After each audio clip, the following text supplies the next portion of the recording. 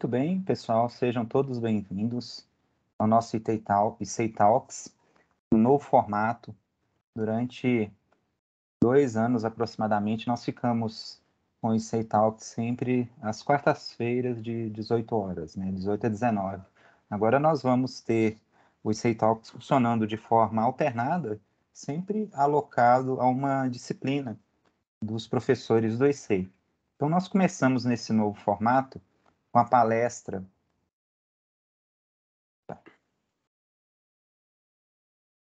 com a palestra de introdução às redes 5G, as redes de núcleo 5G da Nokia. Quem vai fazer a palestra, né, é um egresso da PUC Minas, Olívio Duarte. Ele é engenheiro eletrônico formado pela PUC Minas e tem MBA em administração pela FGV. Ele iniciou sua carreira como engenheiro de automação industrial em 1994. Mas em 1996 alternou para essa área de telecomunicações. O Olívio Duarte ele trabalha na Nokia do Brasil há 20 anos e hoje atua como marketing de produto para redes móveis. Olívio, por favor, a apresentação é toda sua. Muito obrigado. Eu que agradeço pela introdução. Obrigado, Alexandre. Boa noite, pessoal. Como o Alexandre disse, eu sou o Olívio. Me formei aí na PUC. É um prazer enorme estar aqui hoje conversando com vocês. Me formei na PUC em 94 no curso de Engenharia Eletrônica. Na época era Engenharia Elétrica com ênfase em sistemas eletrônicos. E comecei a trabalhar aqui em Belo Horizonte, na área de automação industrial. Fiquei um tempo ali, depois a gente vai conversar um pouco mais sobre isso. E depois apareceu uma oportunidade e eu abracei e fui para a área de telecomunicações. E aqui estou em telecomunicações já há muito tempo, acho que é mais ou menos 20 e poucos anos, já quase 25 anos, né? Por aí. E trabalho na Nokia já tem 20 anos, entrei em junho de 2001 e já passei por várias funções, por várias áreas dentro da Nokia. Comecei como engenheiro de implementação. A gente começou a implementação da rede da Oi. A rede da Oi GSM, né, em 2000, que ela fez o lançamento em 2002, 2003, mais ou menos. Então, as primeiras chamadas GSM de telefonia móvel da Oi, eu estava lá presente. Na verdade, a segunda chamada, quem fez a primeira foi o gringo que estava aí para implementar, e eu fiz a segunda chamada. Então, eu fiquei muito tempo trabalhando na rede da Oi como engenheiro. Depois eu me mudei para o Rio de Janeiro, fiquei lá no Rio de Janeiro durante 10 anos. Me mudei depois para São Paulo. E agora, com a pandemia, eu acabei ficando vai e volta, e me estabeleci de novo aqui em Belo Horizonte. E nesse tempo eu acabei aprendendo bastante coisa na área de telecomunicações e agora com as redes de 5G. E eu queria falar um pouquinho para você sobre as redes 5G. Pelo que entendi, tem muita gente da área de computação, muita gente da área de sistema de informação. Então, eu trouxe um pouco de informações básicas, né, de redes de telefonia, e depois a gente vou passar um pouco por essa parte, mais para essa parte de computação. Porque hoje as redes de telecomunicações estão convergindo para essa área de computação, saindo um pouco da área de engenharia e indo para a área de computação. É um campo bastante extenso. Então, vocês conseguem ver bem a minha tela que eu estou compartilhando? Acho que sim. Sim, sim. Então, beleza. Então, eu queria começar falando um pouco sobre as redes da parte de rádio, que a gente chama de Radio Access Network, ou então o RAN. Vocês já devem ter visto, né, que a gente teve o início, né, com o 2G, Depois a gente passou pelo 3G até chegar no 4G, que a gente chama de o GSM, que seria o 2G. Deixa eu colocar aqui um desenhozinho, uma canetinha aqui. O GSM, que seria o 2G, o 3G, que era o WCDMA, e depois o 4G, que é o LTE, ou então o MTS. Do GSM para o 3G, a gente não teve muita diferença de redes, né? A gente tem aqui a parte de rádio, que são aquela parte que fica nas torres, em cima dos prédios que a gente vê, que a gente chama de BTS. Isso é mais ou menos o mesmo, né, para todas as tecnologias, tanto para 2G como 3G, como para o 4G. E dentro da rede, a gente tem, acho que tem o teclado aí, se você pudesse colocar em mudo, por favor.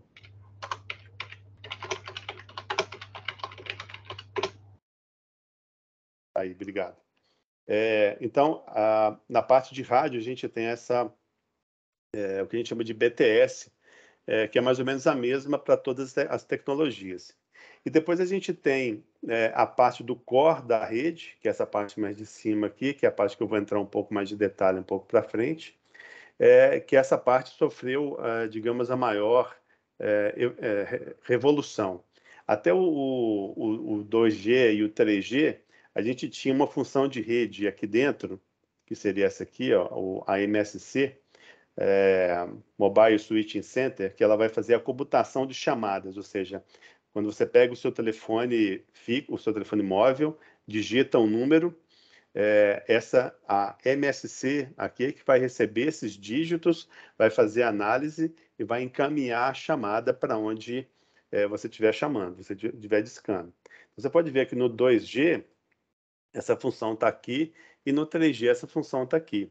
E essa justamente é a grande diferença para o LTE e agora para o 5G. Você pode ver que agora essa função já não está mais aqui. Por quê? Porque o LTE, a partir do LTE, ele já não tem mais chamada de voz. Ela só tem conexão de dados. Então, o LTE e o 5G, a partir daí, a gente só tem conexão de dados. Voz é uma coisa antiga. Então, aqui eu tenho algumas possibilidades, né? Mas, em princípio, se eu tenho uma chamada, se eu estou numa conexão de dados em LTE, até há pouco tempo, essa chamada tinha que voltar, a gente chama isso de fallback, para 3G, e aí você conseguia originar, então, terminar uma chamada de voz. Porque no 4G a gente não tem isso. Então, só uma breve introdução do que é a parte de rádio, para vocês saberem. Essa parte de rádio ela foi sofrendo uma evolução, desde o GSM, de novo, até o 5G. Existe um grupo chamado 3GPP, e ele é que faz toda, digamos, a padronização do GSM. Inclusive, ele é o responsável pelo sucesso do GSM no mundo. A gente teve outras tecnologias, você deve ter ouvido falar da Motorola, deve ter ouvido falar do chamado TDMA, que era a rede da antiga Telemig celular aqui há muito tempo, do trunking digital. Elas não tiveram um sucesso igual o GSM teve, justamente por causa do 3GPP. E o 3GPP é por causa do roaming internacional, ou seja, você poderia andar com o seu telefone no mundo inteiro e continuar originando e terminando chamada como se você estivesse na rede da sua casa. Essa que foi o grande motivo do sucesso. E ele foi fazendo todos os releases dele, né? Foi fazendo todas as definições, release 97, 98, e hoje a gente já está caminhando para o release 15 e o release 16. Isso aqui nada mais é do que a padronização de todos os processos da rede, ou seja, como que uma conexão de dados é iniciada, como é que ela é terminada, uma conexão de voz, como é que ela é terminada e iniciada, e várias outras coisas que a gente precisa fazer dentro de uma rede de comunicações. E é importante aqui também mencionar a frequência que foram utilizadas, as bandas de frequência que foram utilizadas. Então, essas frequências foram sofrendo modificações ao longo do tempo, principalmente por causa da melhoria da tecnologia na parte de dados. Ou seja, o que é diferente de uma rede 2G para uma rede 3G? A tecnologia de rádio ela foi melhorando. Então, eu fui conseguindo colocar mais dados, ou seja, mais velocidade de conexão a partir do 2G até o 5G. O 5G hoje é a maior velocidade que a gente consegue chegar. Você pode ver por aqui qual que é a velocidade do downlink, o downlink speed. Aqui a gente chega no 5G, a gente chega em velocidade de downlink teóricos, né, acima de 10 gigabits por segundo. A gente já viu aqueles testes que foram feitos até aqui no Brasil mesmo, pela rede da Claro, nos Estados Unidos, pela T-Mobile e pela Dish Wireless, os testes chegando a velocidades próximas a isso. Na rua, as pessoas conseguindo 5, 6, 7 gigabits por segundo de conexão. Então, é uma evolução enorme. E outra coisa bastante importante é que a gente foi conseguindo diminuir a latência dessas conexões. Latência é o tempo que os dados levam de um ponto até o outro, para simplificar. Então, a gente consegue tempos aí menores do que 1 milissegundo. Isso é uma vantagem para vários serviços novos que estão sendo lançados, muito grande. Alguém tem alguma pergunta até aqui? Uma dúvida? Não, pode continuar. Tá. Se tiver alguma dúvida, pode ficar à vontade de perguntar. Não tem problema interromper aqui 1 minuto e fazer uma pergunta, não, tá? Ok. E aí, especificamente do 5G. O 5G ele está levando as frequências a um patamar completamente diferente do que a gente viu até hoje. Então, o 5G ele começou com esse wide area, com frequências até 6 GHz. E a gente já começou a ver o que a gente chama de centimeter wave e millimeter wave, que são frequências de 3 a 30 GHz e depois de 30 a 300 GHz. A gente já começou a ver equipamentos já operando nessa frequência. Ou seja, é uma quantidade de dados absurda que a gente vai conseguir transmitir já nas próximas versões do 5G. Então, só para vocês terem uma ideia do que é a diferença de frequência, isso é uma informação básica, mas eu achei importante a gente mencionar, porque não sei se todo mundo está na mesma página com isso aqui, né?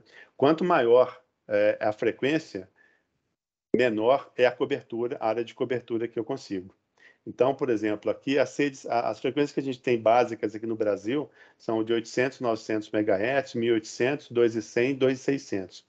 O 2600 eu consigo uma cobertura bastante baixa, né? Uma área de cobertura bem reduzida. Já com 800, 900 MHz, eu já consigo uma área de cobertura bem maior. Então, quando eu vou fazer coberturas nas áreas rurais, geralmente a gente utiliza esses 800 MHz. E geralmente nos grandes centros a gente tem utilizado 2.600 e 2.100, porque são frequências que estão disponíveis e a gente acaba conseguindo apesar de uma cobertura menor, a gente consegue uma taxa de transmissão maior, porque a banda que a gente consegue utilizar é maior. Ótimo. Então, a evolução para a rede 5G. Aí a gente começa a ver uma mudança muito grande nos conceitos que a gente tem de rede até hoje. Até alguns anos atrás, até alguns poucos anos atrás, a Nokia tinha a fabricação dela de hardware proprietário. Ela, apesar de ser um hardware fabricado baseado com processadores Intel, que a gente chama de x86, né?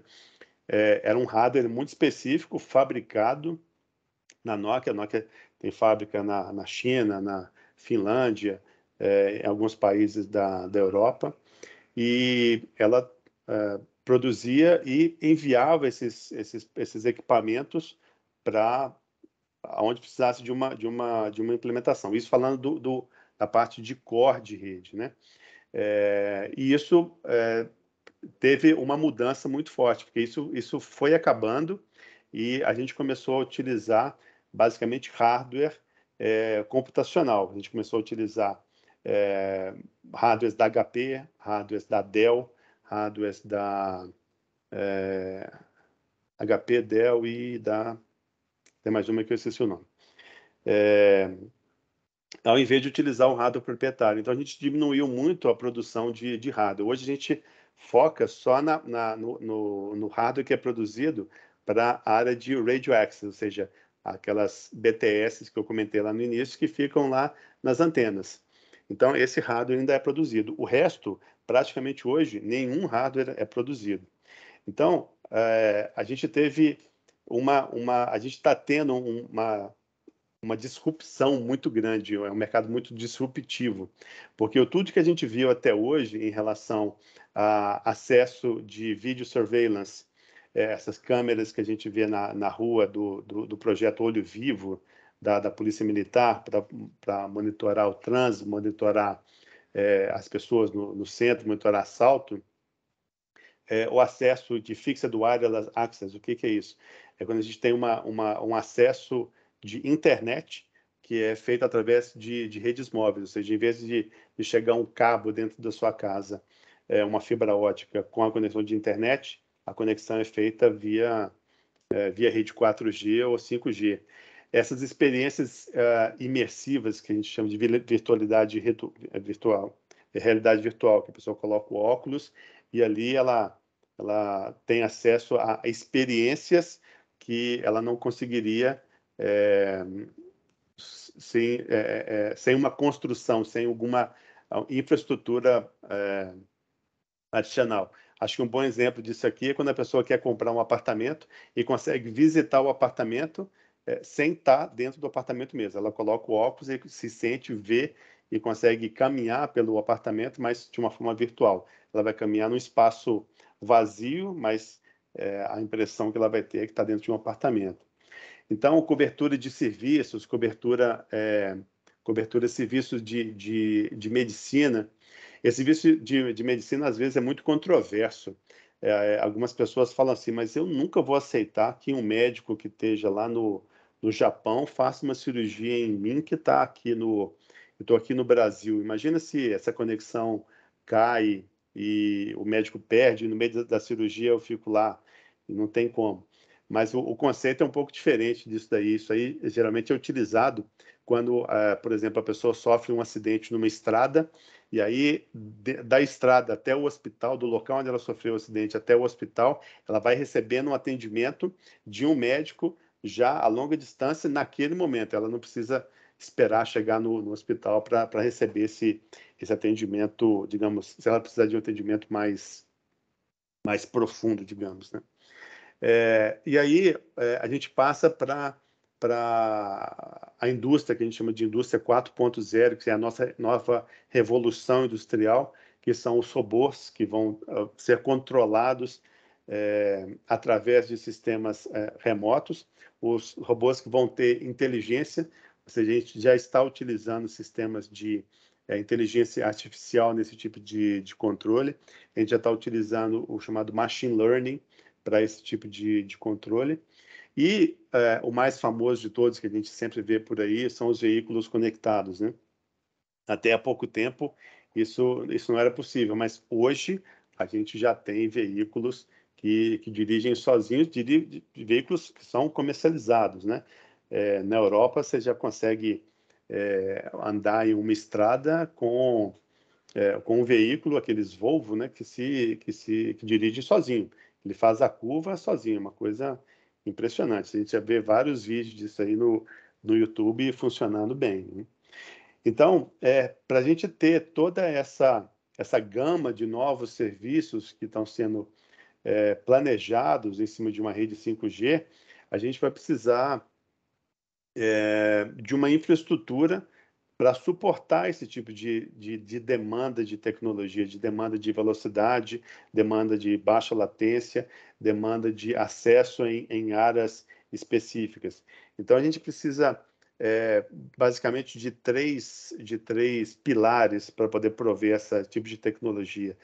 Operações eficientes. Tem até uma frase muito interessante do diretor de tecnologia da Dish Mobile nos Estados Unidos, se chama Mark Ruan. ele, em uma entrevista que ele estava falando, alguém perguntou para ele assim, e como é que você pretende tratar alarmes que vão vir da sua rede? Ele falou assim, eu não quero saber de alarmes, eu não quero saber de operação da minha rede. Alarme, não existe mais um computador, não quero na minha rede um computador que fique lá com uma telinha me mostrando alarmes. Eu não quero impressora que fique imprimindo alarme, não quero log de alarme, não quero nada disso. Eu quero que a rede tenha inteligência o suficiente para reconhecer um alarme e para tratar aquele alarme. Eu não quero colocar a mão nisso. A rede que se vire. Então, é um conceito que já está sendo esperado, que já está sendo demandado por essas grandes operadoras. A gente vai precisar, então, de um segundo pilar para isso, uma rede computacional com poder computacional muito maior do que a gente viu até há pouco tempo. Não só no poder de processamento de dados, mas também no poder de tecnologias, de utilizar novas tecnologias que deem flexibilidade para a implementação da rede. Um dos grandes, digamos, desafios que as operadoras têm hoje é que a rede seja flexível o suficiente para eles fazerem a implementação deles do jeito que eles precisem. Ou seja, cada operadora, Oi, Vivo, TIM, Dish Mobile, T-Mobile, Deutsche Telekom, todas elas têm características específicas, têm necessidades específicas, até por causa da geografia do país onde elas operam, por causa da questão de orçamento. Então, elas precisam de flexibilidade para uma rede que seja otimizada do ponto de vista financeiro. E eles precisam entregar esse tipo de experiência, eles querem que o diferencial dele seja a experiência que o usuário final vai ter.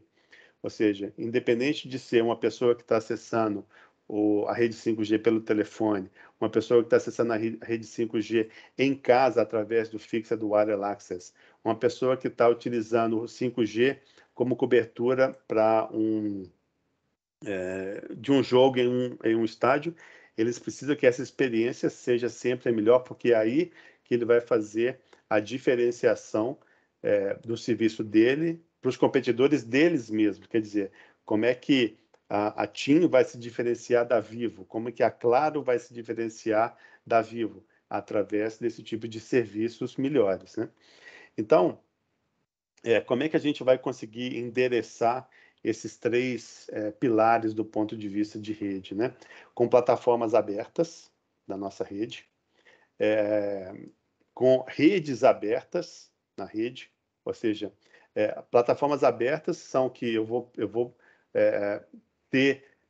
vou poder expor as informações que estão na minha rede de uma forma segura para que outras plataformas, para que outros serviços possam utilizar essas informações.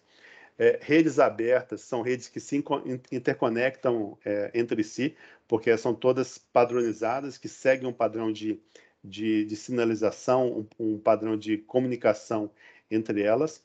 Então, redes abertas conseguem se conectar. Uma rede que seja voltada ao software, ou seja, aquilo que eu estava comentando do hardware, que a Nokia já não produz mais. Ela produzia o hardware dela, mas hoje a gente utiliza uma plataforma computacional, né, da HP ou da Dell.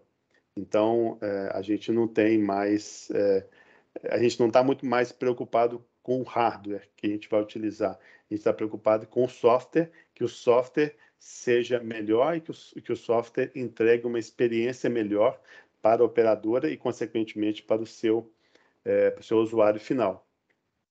E por isso, e com isso, eu vou criar toda a infraestrutura que eu preciso para fazer uma implementação de rede 5G. Eu vou falar um pouquinho mais na frente disso, mas assim, o 5G em si, do ponto de vista de core, do ponto de vista de núcleo de rede, é uma estrutura também disruptiva. É um conceito completamente diferente do que as redes que a gente via antes de caixinhas. É um conceito hoje muito mais integrado.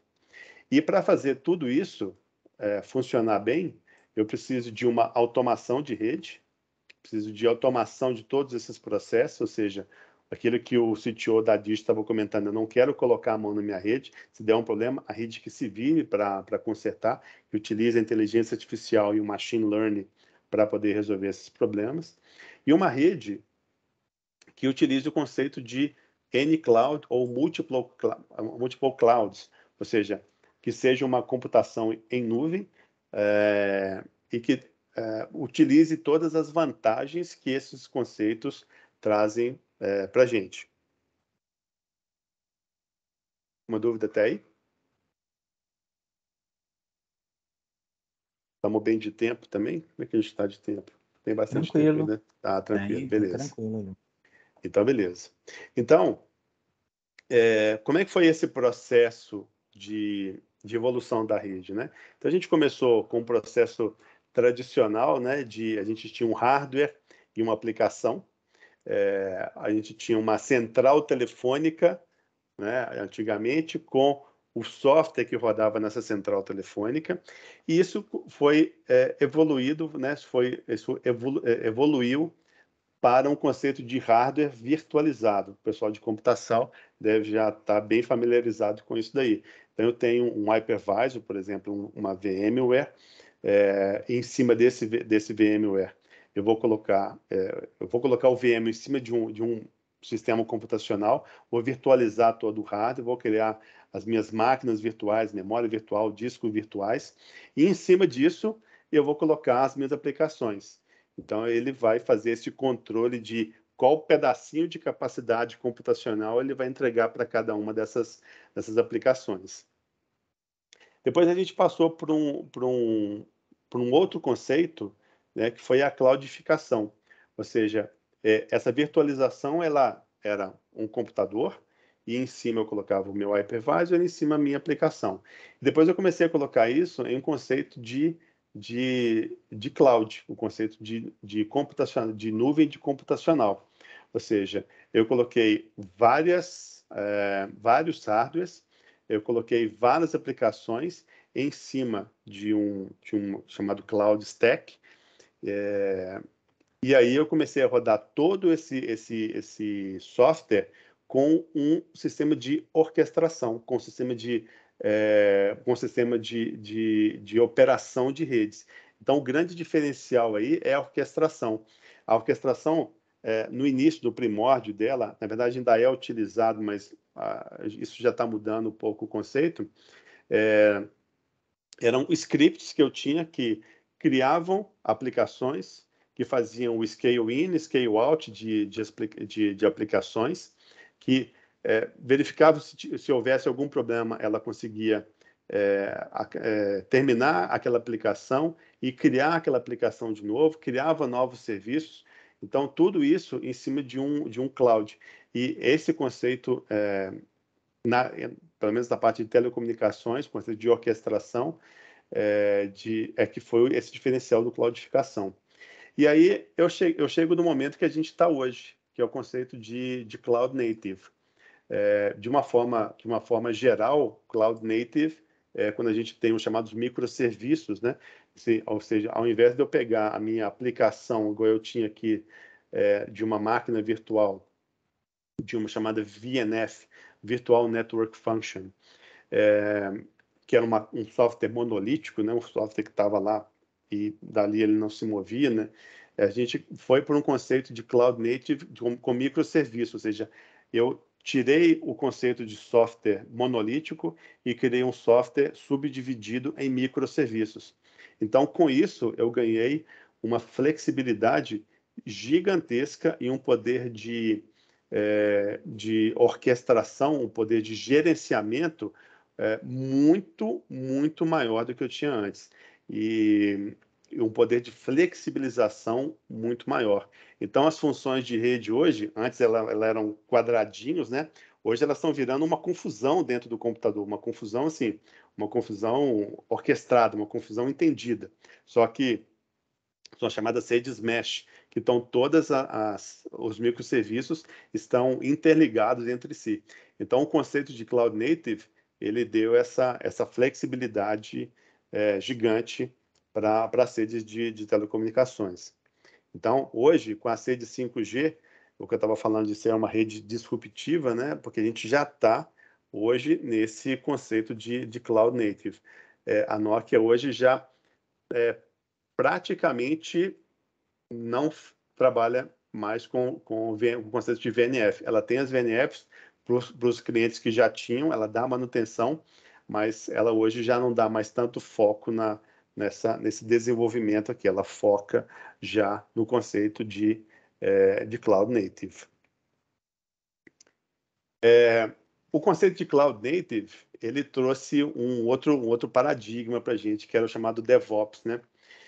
O DevOps e o DevOps. O DevOps é o conceito de Development e Operations. O que é o Development Operations? Eu tenho um software, ele está sendo produzido, sendo programado, e eu consigo pegar esse software, testar, e vejo que ele está numa função bastante estável. Então, eu consigo implementar isso na rede. Então, eu faço um release desse software, faço o planejamento de rede, implemento esse software lá. E esse software fica funcionando, digamos, em um pedaço específico da rede só para teste. E aí eu consigo ver na vida real como é que aquele software está se comportando.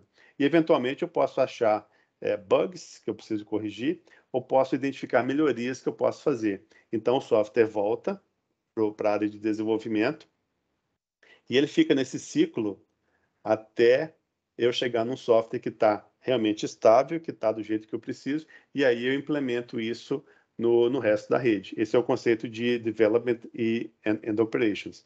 É um conceito já bastante sedimentado na área de IT, mas no conceito de telecomunicações é um conceito que tem pouco tempo que está sendo utilizado. Então, quando a gente traz esse conceito de DevOps para o mundo de telecomunicações, ele não funciona igualzinho, ele não tem como ele funcionar igualzinho. Por quê?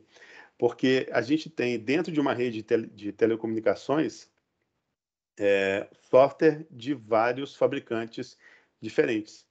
Então, normalmente, na área de IT, a gente tem um software, Salesforce, por exemplo, um fabricante dentro de um computador e a gente utiliza aquele Salesforce ali. Só que dentro de uma rede de telecomunicações, a gente pode ter software do fabricante da Nokia, do fabricante B, do fabricante C, e esses softwares estão interagindo entre si. Então, a rede da operadora acaba ficando muito mais complexa, porque ela tem vários softwares de vários fabricantes. Então, a gente desenvolveu esse conceito de Delivery e Operations, porque aí eu consigo fazer o DevOps, ao invés de de um para muitos, eu consigo fazer o conceito de muitos para muitos. Ou seja, eu consigo fazer esse conceito de testar o software para as redes privadas em clouds privados que eu vou implementar, esse mesmo software para redes públicas que eu vou implementar, com fabricantes diferentes, e o mesmo software para redes híbridas, ou seja, redes que são um pouco públicas e um pouco privadas. Então, esse é um conceito bastante inovador, digamos, do ponto de vista de telecomunicações, do ponto de vista de rede de telecomunicações, e que é, novamente, uma das,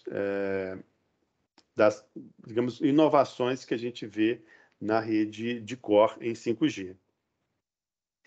E aí, esse conceito de multiple clouds, como é que a gente tem utilizado isso, né? O multiple clouds, a grande estratégia, o grande benefício que ele tem é a flexibilidade, ou seja, a operadora, digamos que ela precisa fazer uma cobertura em uma área específica.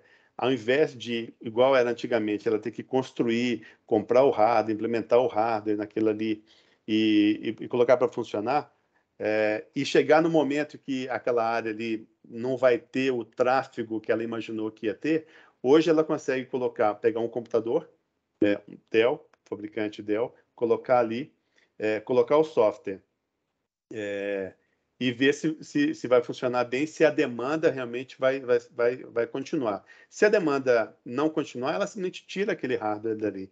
E ela pode, inclusive, fazer isso de uma forma mais fácil. Ela pode utilizar os chamados outposts, por exemplo, da Amazon e os outposts da Google. ela pode pegar o hardware da própria Google, fazer a cobertura em uma área específica, né? Atender uma demanda específica. Se aquela demanda continuar, aí ela faz a infraestrutura dela. Se não continuar, ela simplesmente devolve para a Google e fala assim, olha, não quero mais, pode pegar o seu computador de volta. E sem problema, pode pegar a sua capacidade. Então, o conceito de flexibilidade hoje dessas redes em cloud variam de ownership, ou seja, quem que é o dono, né, da rede, e o conceito de distribuição. O conceito de ownership são as redes públicas são as redes que qualquer um pode utilizar, ou seja, é uma rede da Amazon, é uma rede da Google, é uma rede da VMware, é uma rede da Red Hat, é uma rede da Microsoft com Azure, é uma rede híbrida, uma rede que tem um pedaço que é da própria operadora, ou uma rede que é de um provedor desse, que a gente chama de web scale, né? Ou então uma rede que seja completamente privada. A operadora compra os servidores computacionais dela e faz a implementação do software dentro do hardware dela. Ela vai dar manutenção, ela vai fazer energização, ar-condicionado, tudo ela vai fazer, e a rede vai ser dela, e ela prefere dessa forma. Cada operadora tem a sua estratégia. E aí a gente tem a distribuição, do ponto de vista de distribuição. Então, eu posso ter uma rede computacional muito grande, de uma forma centralizada, por exemplo, uma rede que fique em São Paulo, no centro de São Paulo, e eu vou colocando os meus pontos regionais. Então, digamos, uma rede que fica no centro de São Paulo, uma rede que fique no Itaim, uma rede que fique na Zona Norte, uma rede que fica na Zona Sul, e as redes menores, que a gente chama de redes Edge, que aí são redes que vão ficar em regiões mais distantes para fazer uma cobertura específica.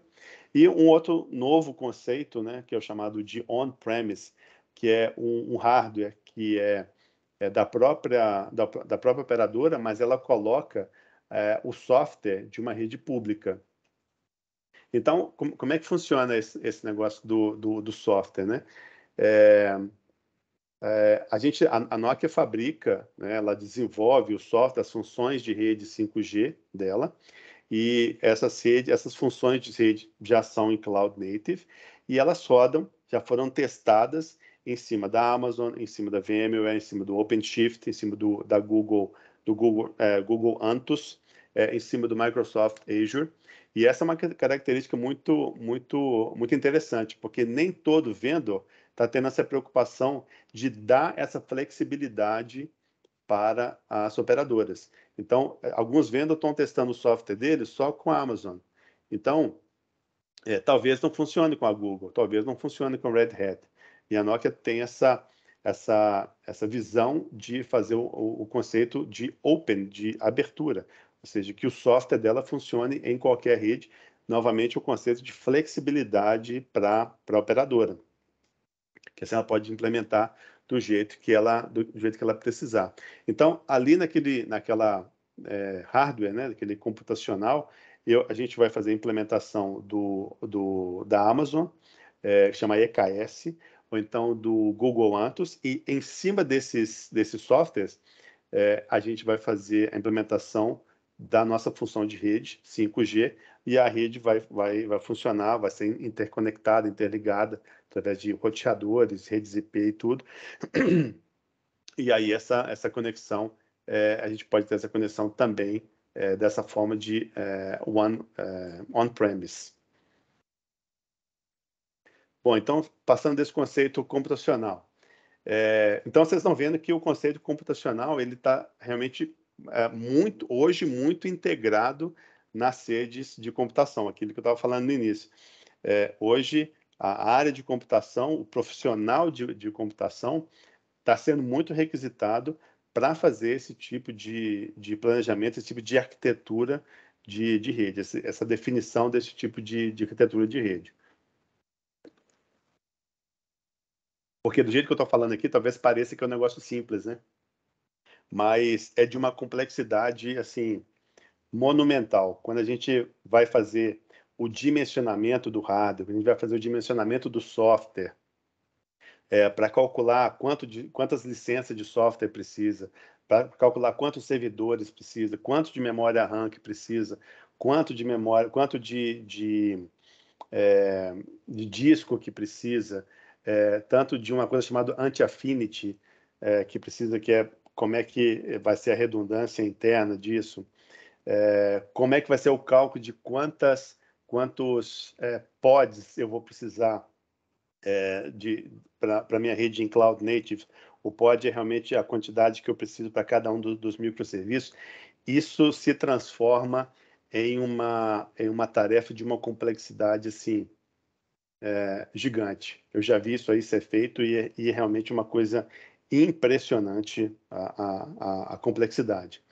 Então, o profissional que vai gerenciar isso daí, que vai saber dos detalhes computacionais disso aí, vai precisar de um conhecimento técnico bastante profundo, bastante amplo, né, para saber tudo, para conseguir ver de uma forma bem abrangente tudo que a rede precisa, ao invés de ver uma rede, só um pedaço pequeno da rede. Então, saindo um pouco dessa parte computacional e caindo um pouco mais na rede 5G, né? A implementação 5G, ela segue aquele padrão, né?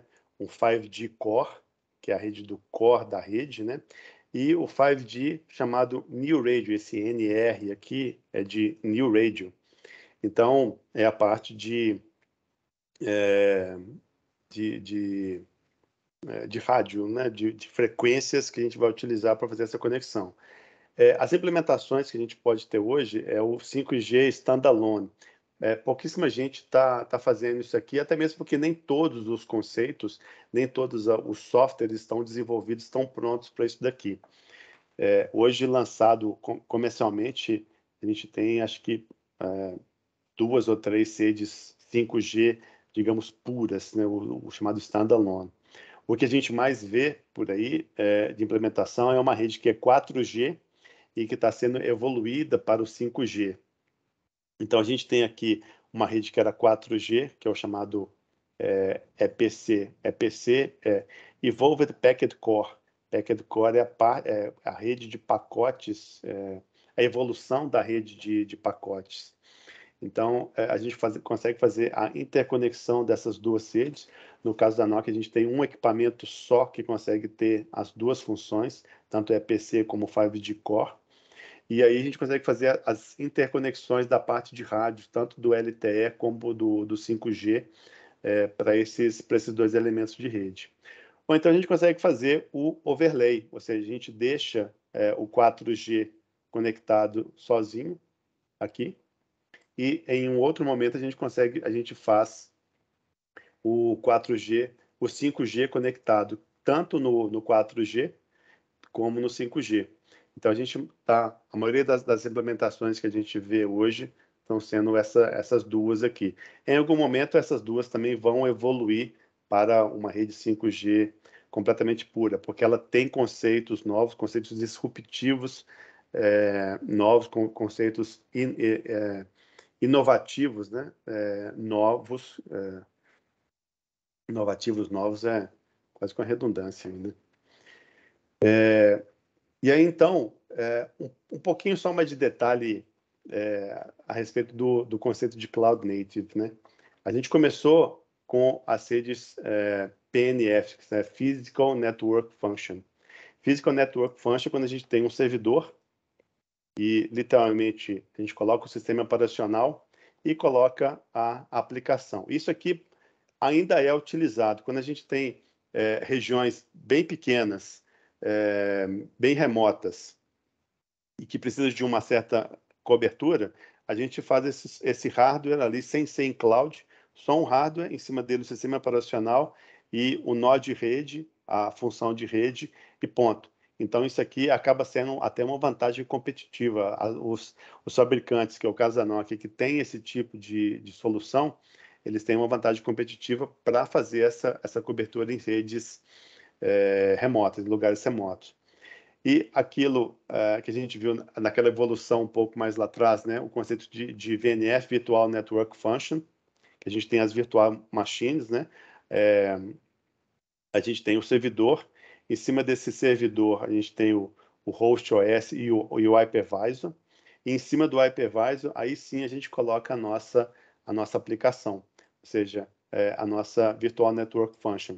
Então aqui, Virtual Infrastructure Management, isso aqui é o cloud, né? E aqui a gente tem esse conceito de gerenciamento de rede, que é justamente o conceito que diferencia um cloud de uma rede física com sistemas operacionais e aplicações. E, por último, a gente tem o conceito de containers, né? Que a gente já começa a falar aqui sobre os Kubernetes, que são os gerenciadores desses microserviços, né? Então, enquanto aqui a gente tinha uma virtual machine, que é um conceito monolítico de desenvolvimento de software, né? Aqui a gente tem o conceito de microserviços, dos containers, ou então chamados pods, cada um com a sua função específica. E todos eles juntos, integrados, fazem uma função de uma virtual machine. Então, quando a gente começou com isso, nem todo o software estava desenvolvido para container. A maioria das funções ainda eram de virtualização e não de containers. Então, a gente precisou criar o que a gente um conceito quase que proprietário da Nokia, que é um modelo chamado CNA, esse de Cloud Native A. A gente tem uma base, que é a mesma Vim, Virtual Infrastructure Manager, do hypervisor e do host OS, só que em cima dele, em vez de colocar uma virtual network function, uma função de rede virtual, a gente consegue colocar o container, ou seja, a gente faz esse container aqui parecer aos olhos do servidor uma máquina virtual, e aí a gente consegue uma função de rede virtual, e a gente consegue colocar para funcionar aqui. E aí agora, com o software já todos, digamos, portados para containers, na verdade, portado não é a palavra correta, redesenhado, acho que seria a palavra mais correta, porque portar um software, pegar um software que é de virtual network para containers, só reescrever, ele não funciona direito. A gente percebeu isso e a gente começou a ter que fazer o software do zero de novo para containers. Então, as nossas virtuais machines, nossos funções de rede virtuais, elas não são simplesmente uma cópia para container, elas são um software desenvolvido praticamente do zero de novo. E aqui a gente consegue ver que nós não temos mais nesse modelo CNB, onde a gente tem realmente o container, a função do hypervisor e do host OS. Então, por não ter isso daqui, a gente consegue uma economia de quantidade de hardware impressionante.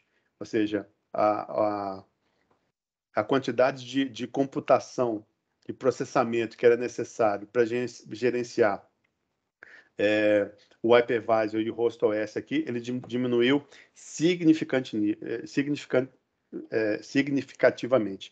A gente não tem isso hoje mais, então a gente precisa de bem menos hardware, bem menos processador, memória e disco para rodar o software dessa forma.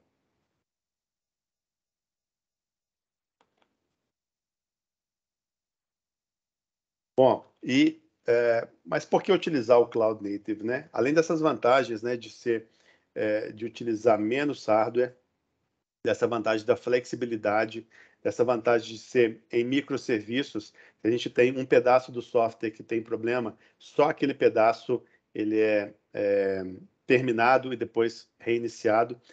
Na questão de fazer o upgrade ou implementação de novas versões de software, eu consigo fazer a implementação só de pedaços do software, não preciso fazer do software todo. Então, várias vezes eu não preciso parar uma função de rede para fazer a atualização. Eu faço atualizações pequenas e depois movo isso, opa, desculpa, para uma função para o resto da rede toda. Então, com isso, o Cloud Native ele traz também digamos, um ecossistema muito grande de funções que são utilizadas, que podem ou não, na verdade, ser utilizadas em conjunto com as novas funções de rede, de uma rede de telecomunicações. Então, eu tenho aqui várias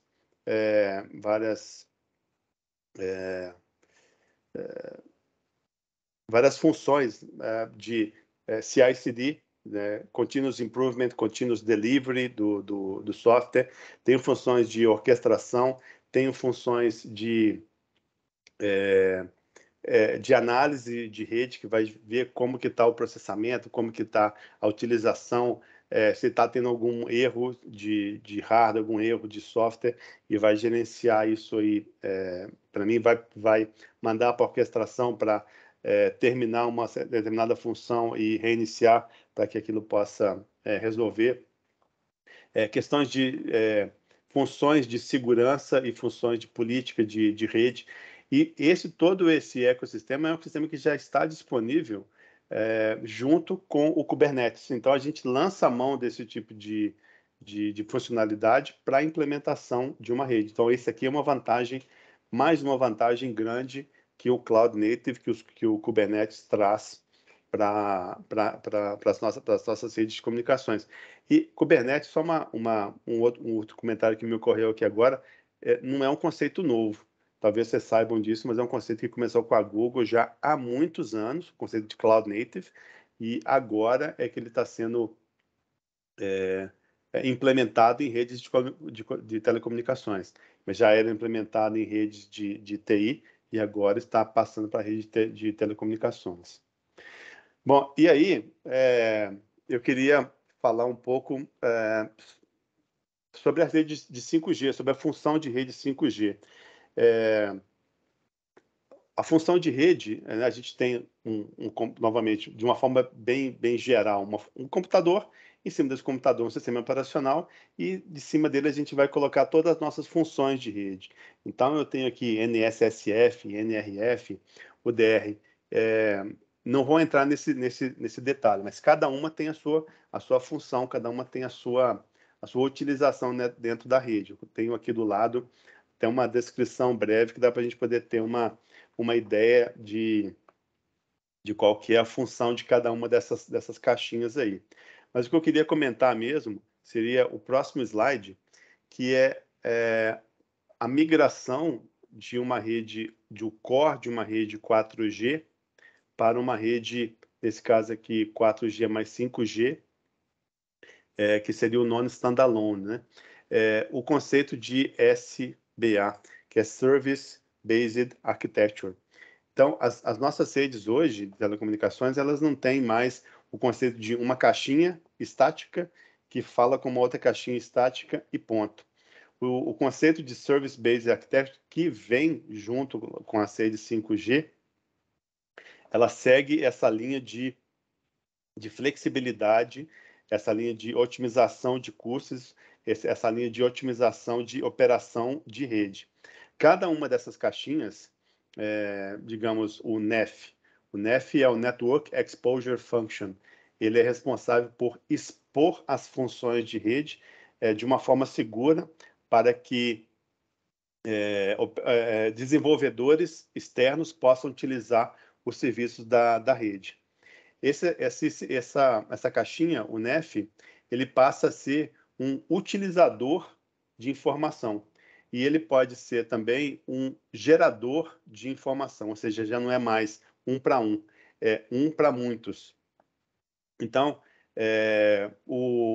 pode ser que ele precise de informações que estão sendo geradas aqui pelo AUSF. O AUSF é o Authentication, função de autenticação de usuários dentro da rede. Então, o que ele faz? Através do Service-Based Architecture,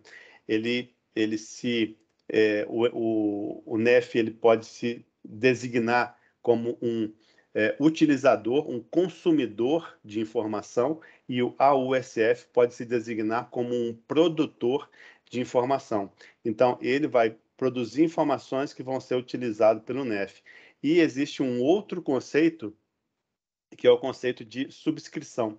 Ou seja, o NEF pode se subscrever, pode assinar alterações de informação dentro do AUSF. Quer dizer que toda vez que o AUSF vê que tem alguma alteração na informação que o NEF estava pedindo, ele automaticamente manda essa atualização para o NEF sem o NEF pedir. Então, esse é um conceito novo e um conceito de muita flexibilidade, de muita utilidade dentro de uma rede 5G. Então, novamente, não vou entrar em detalhe para que serve cada uma dessas funções, mas eu achei que fosse bastante importante comentar mais esse novo conceito que as redes 5G estão trazendo para telecomunicações. Isso. Bom, então, estamos chegando já no final.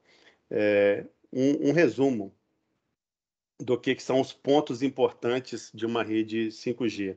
Bom, primeiro, o Cloud Native. A Nokia tem esse portfólio todo baseado em Cloud Native e ele traz todas essas vantagens, principalmente de operação e flexibilização para as redes. As redes de simplificação das redes. São redes extremamente complexas, principalmente do ponto de vista de operação. E a gente precisa simplificar. Então, eu preciso de um sistema de orquestração, preciso de um sistema de operação que seja bastante avançado e que possa tomar conta de toda a rede para mim, sem precisar demandar de um esforço muito grande de pessoas na rede. O conceito de DevOps e DevOps, ou seja, eu preciso entregar atualizações de software de vários fabricantes dentro da mesma rede de uma maneira bastante flexível, de uma maneira bastante eficiente. Então, para isso, eu vou utilizar os conceitos de DevOps e de DevOps. E os conceitos de inteligência artificial e de machine learning. Isso é uma coisa que veio, já é implementado e certamente não vai sair. Repetindo novamente o que o Mark Wan, lá da Dish Telecom dos Estados Unidos, disse: eu não quero saber de alarme da minha rede. Se vire com os alarmes, que a rede se vire com isso, que a operação automática da rede se vire com isso e que conserte tudo que for possível. O problema de hardware não tem como, mas o problema de software é ela que tem que se virar para poder consertar. Ou seja, a minha operação, a operação da rede 5G, ela vai acabar sendo bem mais barata do que a operação de uma rede 4G. Tem alguma pergunta até aqui? Eu tenho mais um último slide que eu queria comentar, mas tem alguma pergunta, algum comentário, alguma sugestão até aqui? Olívio, o Gilson Júnior, ele perguntou sobre aquelas frequências ultra altas, como o 300G, e perguntou assim, se serão usadas na comunicação entre estações da rede ou elas vão ser utilizadas nos celulares também? Celulares também.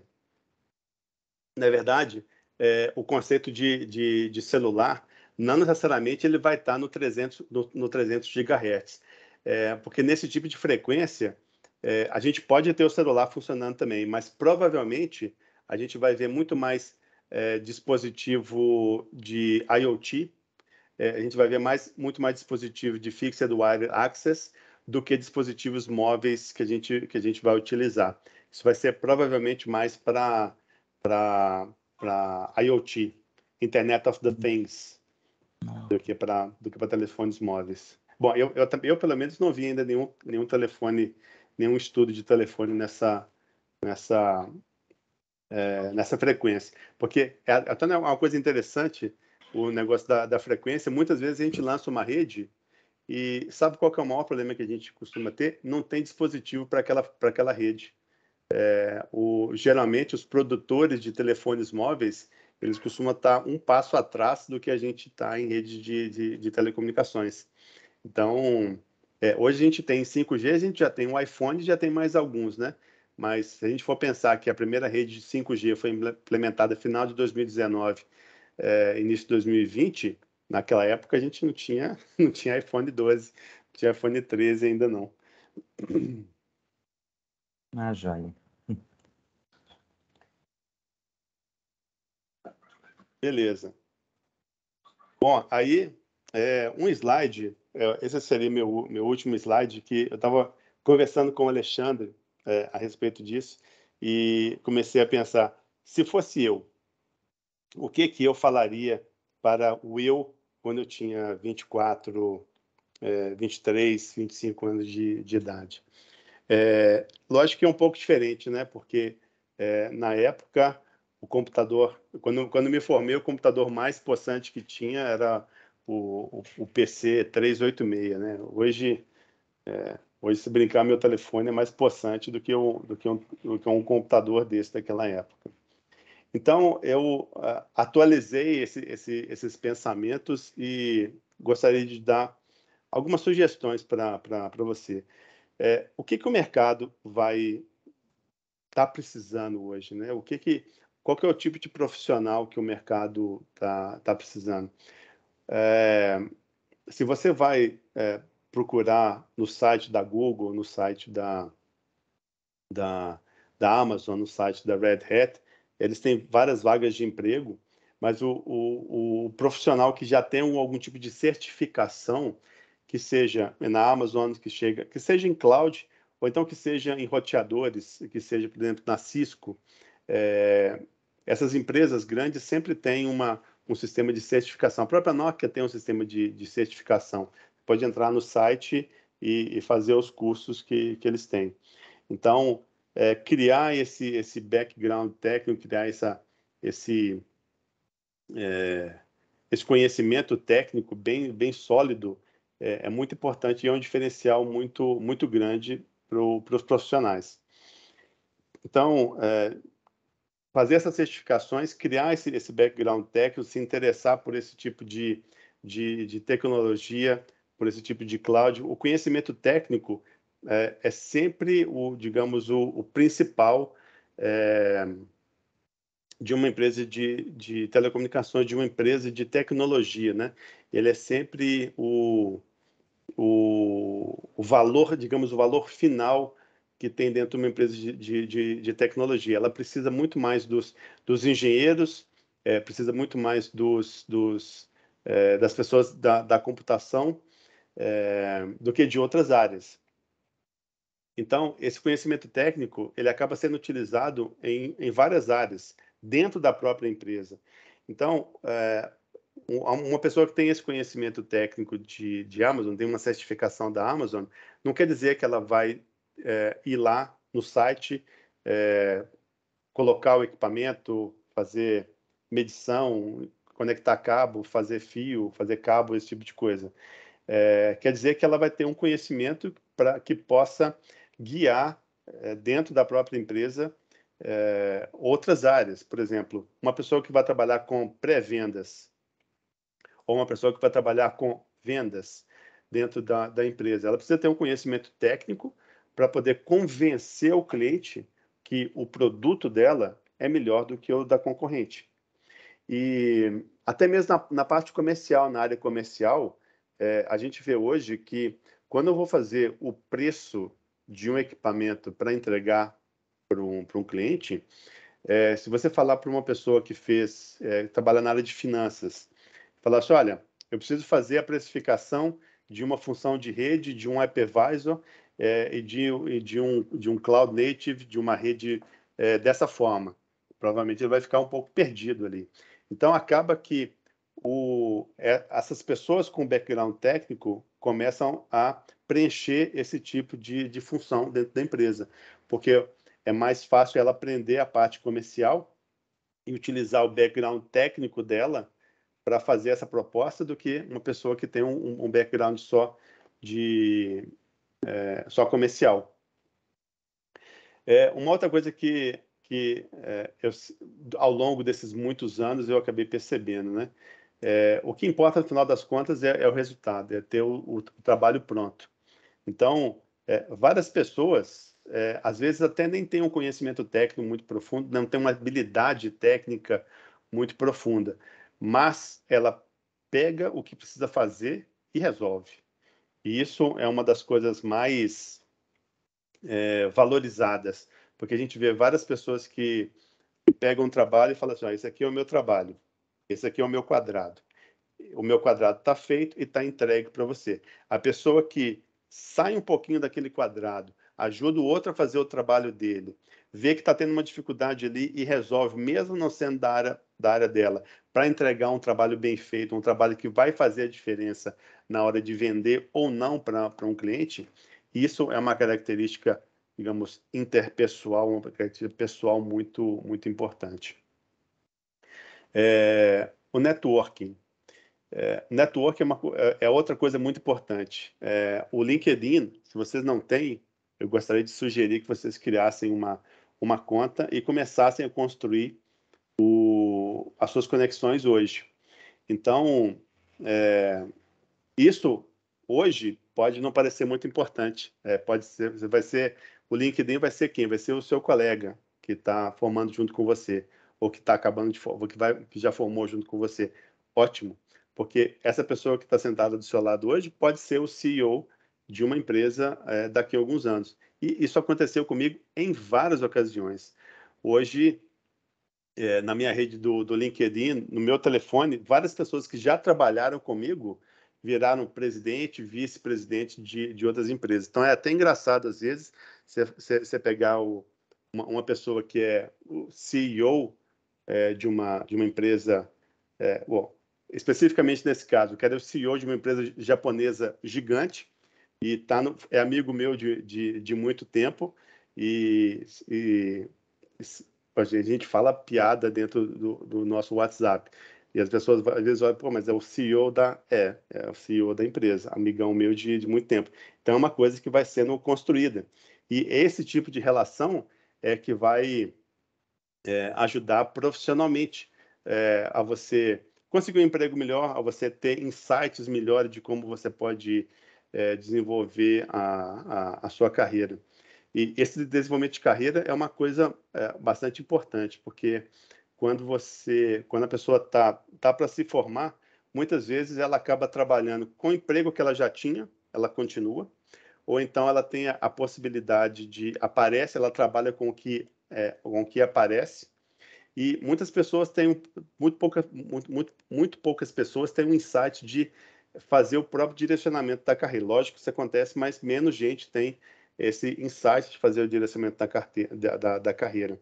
Então, muitas pessoas hoje, muitos de vocês hoje, conseguem, ok, vou trabalhar com isso aqui hoje, acabei de me formar, arrumei esse emprego, vou fazer isso aqui, porque é o emprego que eu consegui. Mas com o olho, mas com a mente em uma outra coisa. À medida que, assim que você conseguir uma outra oportunidade, você direciona a sua carreira para aquela oportunidade que é onde você acha que você vai conseguir crescer. Então, resumindo a história, você hoje tem a faca e o queijo na mão para direcionar a sua carreira.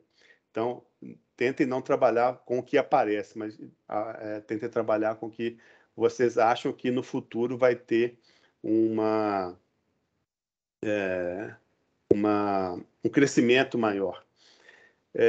Uma outra coisa que eu acho bastante importante e que eu deveria ter falado para mim realmente há muitos anos atrás. Tomem conta das suas finanças pessoais. Interessem-se por taxa Selic, por CDI, por CDB, por ações, por renda fixa, por ações dos Estados Unidos, por abrir conta dos Estados Unidos, por dólar, cotação do euro, por Ibovespa, por Bitcoin, pelo qualquer coisa, mas comecem a construir a sua vida financeira agora, não gastando mais do que vocês ganham. Isso no futuro vai fazer uma diferença muito, mas muito grande. E por último, esteja preparado para São Paulo, principalmente na área de tecnologia. Existem oportunidades em Belo Horizonte, sem dúvida. Aqui em Belo Horizonte a gente tem um polo de desenvolvimento de software muito grande. A gente tem várias empresas aqui em Belo Horizonte que são bastante conceituadas e que oferecem oportunidades muito grandes, muito boas. Mas São Paulo é um mundo completamente à parte. Rio de Janeiro um pouco menos, mas São Paulo é um mundo completamente à parte. Então, eu acredito que muita gente está nessa idade de 20 e poucos anos. Lógico que tem gente um pouco mais, gente um pouco menos. Mas se vocês tiverem a oportunidade, avaliem bem, porque São Paulo pode ser um benefício muito importante, principalmente no início da carreira. Eu fui para São Paulo no início da minha carreira, comecei trabalhando aqui em Belo Horizonte, e nessa área de automação que eu comentei, e acabei logo no início indo para São Paulo. Fiquei em São Paulo mais ou menos uns 2 anos, depois voltei para cá, e depois é que eu fui para o Rio de Janeiro, onde eu passei 10 anos. Minha filha mais velha praticamente nasceu no Rio de Janeiro, e a mais nova nasceu quando a gente já tinha voltado para Belo Horizonte. Mas São Paulo é um mundo à parte. Acho que vocês deveriam considerar eventualmente buscar uma oportunidade lá. Nenhum início é fácil, mas depois as coisas vão se ajeitando. Não adianta sofrer por antecedência. Outra coisa que eu aprendi, não adianta sofrer por antecedência. À medida que os problemas vão aparecendo, a gente vai resolvendo. A gente tenta planejar o melhor possível. Então, se vocês conseguirem dar um direcionamento de carreira, trabalhar em alguma coisa que vocês acreditam que vai ser melhor do que uma coisa que seja em Belo Horizonte, São Paulo é uma excelente opção. Olívio, muito obrigado, viu? Não, eu que Pela, agradeço, eu que pela agradeço. palestra, foi fantástica, viu? A gente estava comentando aqui, né, nos bastidores, né, que tudo virou software, né? A área de TI, essa área de computação, a área de sistemas distribuídos, né, que a gente tem aí, cloud computing e também a parte de Kubernetes, né, Dockers, containers, está Isso, expandindo e invadindo, é uma coisa fantástica, né? uma E coisa fantástica. os próprios conceitos de desenvolvimento de software, né, a gente vê que aqueles conceitos de DevOps, né, estão indo para todas as áreas. O Gabriel, ele fez um comentário aqui que só trabalhou para a empresa de São Paulo, e deve ser home office, né, Gabriel? Deve ser home office, porque ele está estudando ainda, ou você já formou, Gabriel? Tô estudando ainda. Então, você está home office, né? Só para a empresa de São Paulo, né? Eu comecei a minha carreira em São Paulo, né, trabalhando como SRE, que é a área DevOps. Aí dei uma pausa, foquei muito nos meus estudos, e depois voltei nessa área como engenheiro de software, mas também focado bem na parte de cloud também. Então, Ah, tudo que foi falado aqui na palestra, estou totalmente de acordo com o que foi falado. Então, já não falei bobagem, não, né? É, não, é bem isso mesmo. Tipo assim, as conversas que nós temos, trabalho, sobre carreira, futuro, está bem alinhado com isso. Tipo, a visão que o pessoal do trabalho tem é bem exatamente isso, sabe? Planejar o que você quer de carreira, o que você gosta e o que você se sente realizado. Isso aí, maravilha, cara. Em determinado momento da carreira, você acaba saindo um pouco da área técnica e certamente vai cair nessa área um pouco mais comercial. Então, é bastante importante ter essa base administrativa também, né? Isso aí foi, inclusive, um dos motivos de eu ter escolhido há alguns anos ter feito esse MBA em administração lá pela FGV. Isso me ajudou bastante. o Bernardo, ele está perguntando o seguinte: hoje em dia, com home office, dá para pegar essas oportunidades sem ter realocação? Ou ainda tem empresas que precisam que o funcionário vá para sua sede física? Olha, não precisa, não precisa. Mas geralmente o trabalho que é feito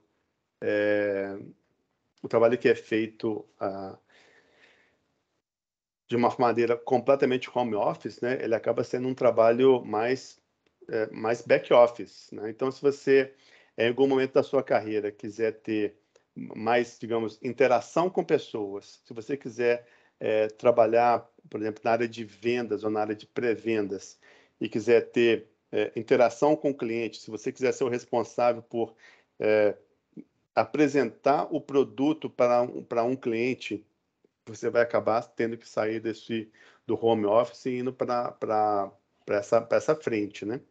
E a maioria dos clientes hoje, na área de telecomunicações, estão em São Paulo. Então, acho muito pouco provável que você consiga pegar um avião e correr em São Paulo de manhã e voltar de tarde, fazer isso 3, 4 vezes por semana. Então, em algum momento, pode ser que isso não funcione bem mais. E a Hoje, área de... Perdão, Olívio, desculpa. só um último comentário. Essa área de vendas, da Nokia, a área de pré-vendas, é Rio e São Paulo. Praticamente Rio e São Paulo. Tem que ser baseado em Rio e São Paulo. Essas visitas, porque o que acontece muito? O cliente vira para você e fala assim: Ô, Olívio, você pode vir aqui agora? Posso. Se você estiver em São Paulo, você vai agora. Se você não estiver em São Paulo, você não vai agora.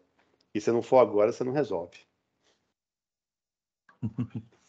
O Olívio, o pessoal da área de desenvolvimento da Nokia, eles ficam aonde? Na Finlândia ou está espalhado pelo mundo? Está espalhado pelo mundo. A gente tem uma área muito grande de desenvolvimento em Budapeste, na Hungria, uma área de desenvolvimento muito grande em Atenas, na Grécia, desenvolvimento muito grande na Índia. Na China, a gente está diminuindo um pouco o desenvolvimento, sabe? Mas tem bastante coisa lá. Na Finlândia, até mesmo por uma questão de preço, porque na Europa é tudo muito mais caro de se fazer, a gente acaba tendo algumas coisas muito pontuais lá. A gente tem o desenvolvimento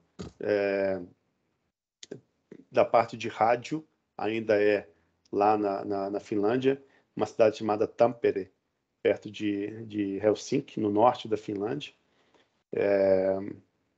E software, deixa eu ver onde mais que tem. Budapeste, Atenas, na Índia.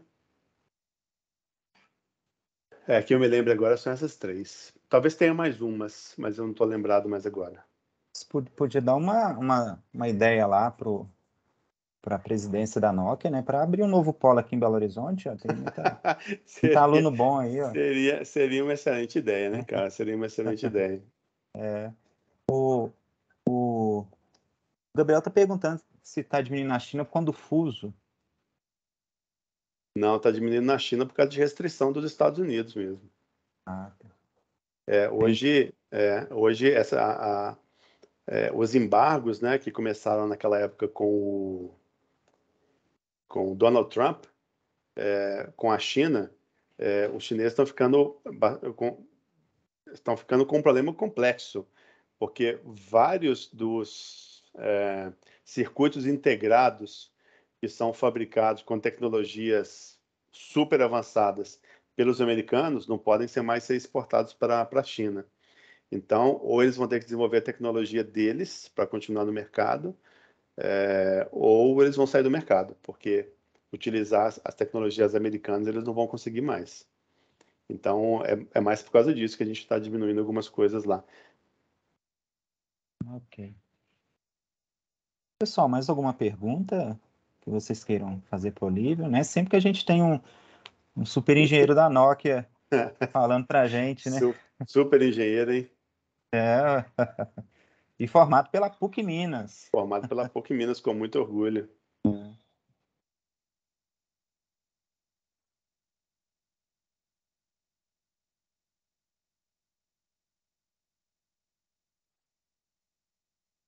Sandra aí. Eu ia, na verdade, agradecer aí o Olívio, né? Acho que contribuiu bastante aqui, viu? Acompanhando de cá, Olívio, sua palestra, né, teve, né, um nível muito bom, sabe, assim, para os alunos. Acho que contextualizou bastante, seja os alunos da engenharia de computação, né, sistemas de informação, ciência da computação. Acho que todos tiveram a oportunidade de ver na prática, né? A coisa funcionando. E eu acho interessante quando você fala de carreira, dessa possibilidade de transição, porque tem o aspecto técnico, mas em algum momento você pode ser convidado à parte de gestão, né? Isso de fato acontece, e os alunos têm que estar abertos a isso, né, Olívio? Porque as tecnologias vão mudando e a gente também vai mudando os interesses ao longo do tempo, né? Bom, enfim. Pois é, aí um ponto interessante que você tocou. Durante a carreira, quando você está almejando um novo passo na carreira, a melhor forma de dar esse passo é começar a trabalhar mesmo dando um passo antes. Ou seja, se eu almejo ser, por exemplo, um diretor de vendas, eu tenho que começar a agir, a trabalhar como um diretor de vendas para começar a aprender esse processo e chegar lá. Eu nunca vou ser um engenheiro que vou me tornar um diretor de vendas. Eu vou ser um engenheiro que já faz o trabalho de diretor de vendas e que aí simplesmente fez a transição para diretor de vendas. Então, é sempre bastante importante ter essa proatividade e fazer o trabalho antes de mudar de posição. Certo. Olívio, só uma dúvida mais técnica que eu tive na hora que você fez sua apresentação. Eu lembro que você comentou sobre Cloud Native do Google, né, que ele trabalha com isso bastante.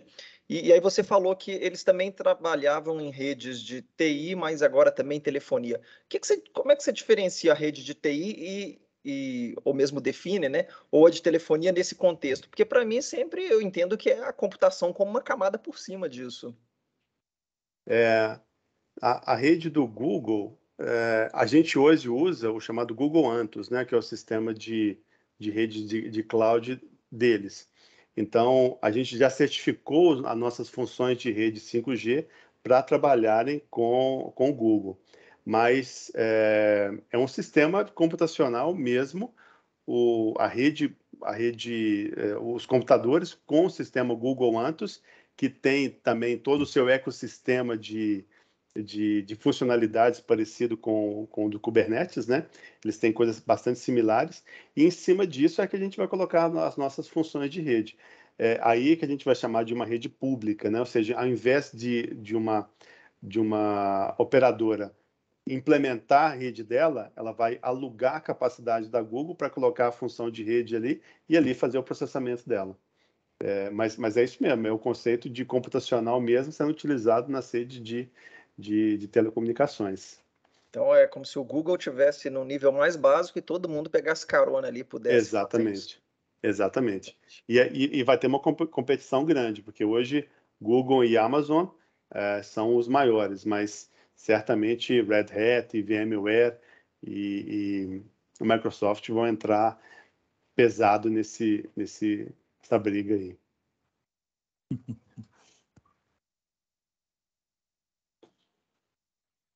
Só alguns comentários do pessoal, né? Muitos falando que querem entrar na arquitetura de soluções, né? Outros falando que a Google vai dominar o mundo. Já domina. Né? Já domina. A Google não, eu diria a Amazon, né? Toda hora a A Amazon abre Amazon, um produto diferente, aí vai entender, tá dominando tudo. e a Amazon também. E tem um aluno perguntando para onde que ele manda o currículo dele ali. O currículo dele é o seguinte: dentro do site da Nokia existe uma aba lá de carreiras. Então, o que você pode fazer é me procurar lá no LinkedIn, se conectar comigo, procurar uma vaga no site da Nokia. Se houver alguma vaga ali, se você acha que você se adequa, você aplica para essa vaga, manda para mim qual que é a vaga que você aplicou, que eu vejo internamente quem que é a pessoa que está contratando aquela vaga e entrego o seu currículo para essa pessoa analisar, ele ou ela, né, para ele poder analisar. Muito legal.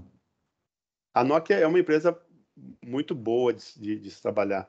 Ela tem conceitos de diversidade muito amplos, tem conceitos de éticos muito corretos, né? Aqui dentro a gente faz treinamento de ética 2 vezes ao ano. Você é obrigado a fazer, isso é medido, e as pessoas, se você não fizer, a pessoa vai te mandar um e-mail. Você recebe um e-mail do presidente falando: você não fez esse treinamento, você precisa fazer. Então, é uma empresa que dá muitas oportunidades, né? Várias pessoas que trabalham em vários países conseguem realocações para países diferentes. brasileiros que vão para a Argentina, argentinos que vão para a Colômbia, colombianos que vão para a Finlândia, que vão para a Europa, vários países da Europa. Então, é uma empresa que dá essa oportunidade sempre. Então, acho que vale bastante, pelo menos para mim, valeu muito a pena. Já estou lá há 20 anos, então valeu muito a pena a caminhada, a jornada até aqui. Joia. Olívio, já que você está falando Oi. da Nokia, me surgiu uma outra dúvida. Eu me lembro de 2 capítulos importantes na história da empresa, que era com produtos, né? Smartphone não, celular mesmo, né? Lá, 6120, né? E depois ela teve um outro capítulo aí com a Microsoft, né? Hoje a empresa ela está focada exclusivamente na parte de infraestrutura de comunicação. Como é que está hoje a atuação da empresa? É um bom ponto. Eu podia ter falado isso aí antes, né? Porque essa dúvida sempre surge. A Nokia ela ficou muito famosa há muitos anos atrás, somente por causa dos telefones móveis, né? Até hoje a gente vê aquelas brincadeiras na internet do 3120, né? Que é um telefone indestrutível. Eu mesmo tenho alguns telefones super velhos aqui em casa, aqueles telefones que abriam assim, fechavam. Tenho alguns antigos aqui. Mas a Nokia realmente começou como fabricante de telefones móveis, mas ela sempre teve a área de redes. Então, como a área de telefones móveis cresceu muito, em determinado momento ela tinha acho que 78% do mercado de telefones móveis do mundo. Ela cresceu demais e a área de redes acabou ficando muito pequena. Só que hoje isso inverteu, né? Porque a Nokia desenvolvia aquele sistema operacional chamado Symbian, e o Symbian chegou no momento que ele não conseguia mais entregar o que o mercado estava pedindo, né? E aí veio a Apple, veio a Motorola, e a Nokia acabou perdendo. E vendeu a área dela de telefones móveis para a Microsoft. A Microsoft também não conseguiu fazer o business decolar, e acabou devolvendo a marca Nokia. Então, a marca Nokia, hoje, ela é só a marca para telefones móveis. Ela vende, ela autoriza a fabricação de alguns telefones. Não existe um telefone Nokia para você comprar. Eles estão sendo fabricados, sendo vendidos aqui no Brasil já, mas é uma empresa que fabrica, mas sobre a autorização da marca Nokia. Então, a Nokia tem a Nokia são 3 empresas, né? Na verdade, tem uma empresa que é só essa empresa de patentes e uma empresa que gerencia a marca Nokia. Então, a empresa de patentes é muito grande, que a Nokia tem milhões de patentes, né? E gerencia também essa marca, a marca Nokia. Mas então, o telefone celulares é uma coisa que ficou mais ou menos no passado, e a área de networks, de redes, sempre existiu, só que hoje ela tem muito mais força do que ela tinha no passado, mas ela sempre existiu. Joia. Só fazer aqui um anúncio, pessoal. Vai ter um evento amanhã, que é o Microsoft Connect. A gente estava falando da Microsoft, né? Eu mandei aí no chat. É um evento que vai acontecer amanhã às 9 horas da manhã, tá? E é muito interessante que vocês podem ter oportunidade de fazer cursos, né, nas plataformas da Microsoft. Então, assim, quem tiver interesse e disponibilidade, é só acessar os links aí que eu mandei no chat, tá? Pessoal, mais alguma pergunta para o Olívio?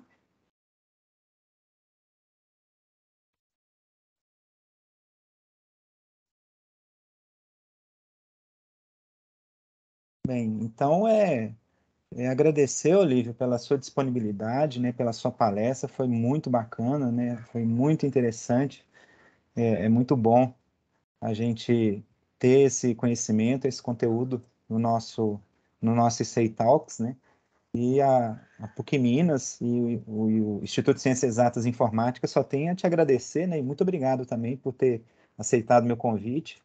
Eu sei o tanto que você é ocupado, né, com as demandas aí da empresa, e muito obrigado mesmo por essa brilhante palestra, viu? Alexandre, na verdade, sou eu que agradeço. Foi uma oportunidade muito, muito boa de estar de novo aqui na PUC com vocês, com os professores, com os coordenadores, com os alunos. uma oportunidade excelente. Foi muito bom poder compartilhar um pouco dessas informações com vocês. Eu que agradeço a oportunidade. Foi um prazer enorme. Ok. Muito obrigado, pessoal. Sandro, você quer falar alguma coisa? Não, é só agradecer também, né? Em nome do nosso instituto, o Instituto de Ciências Exatas e Informática, do curso de Engenharia de Computação, ao professor Alexandre também pela mediação, né? E o Olívio por se disponibilizar. Muito obrigado. E é bom saber que você também é um filho da PUC, né, Olívio? Sou mesmo. E a casa retorna. Sou eu mesmo. Sou eu mesmo. Foi um prazer. Um prazer conhecer vocês, gente. Muito obrigado. Muito obrigado, pessoal. Uma boa noite, um bom Boa fim de noite. semana para todos. Vocês também. Um abraço. Tchau, tchau. Um abraço.